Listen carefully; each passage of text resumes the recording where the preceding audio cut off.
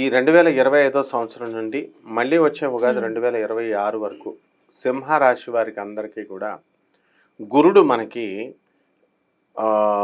కర్కాటక రాశి సంచారము అక్టోబర్ ఆ నెలల్లో చేస్తారు. అంతకు ముందంతా కూడా మిథునంలో ఉన్నప్పుడు వీళ్ళకి చాలా బాగుంటుంది. అంటే first part of the year August వరకు కూడా చాలా బ్రహ్మాండంగా ఈ సింహరాశి వారికి గురుబలం వల్ల వీళ్ళకి వృత్తి వ్యాపార ఉద్యోగ విషయాల్లో లాభాలు ఉంటాయి. ఆల్రెడీ జాబులు చేస్తున్నటువంటి వాళ్ళకి రెసెషన్ పీరియడ్ అయినా సరే జాబులు పోవడానికి అవకాశాలు లేవు. అయితే సప్తమ స్థితిగతుడైనటువంటి ఈ యొక్క శనిగ్రహము అష్టమంలోకి వెళ్తాడు. అష్టమంలో ఉన్నటువంటి రాహుగ్రహము సప్తమంలోకి వస్తాడు.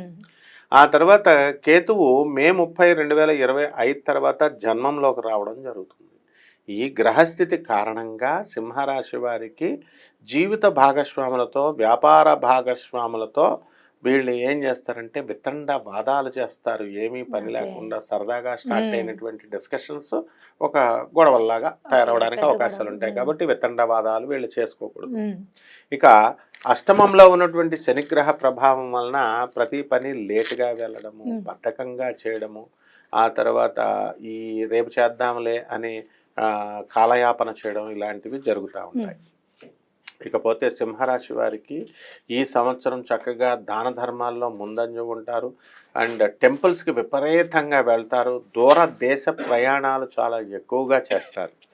ఇకపోతే ఈ యొక్క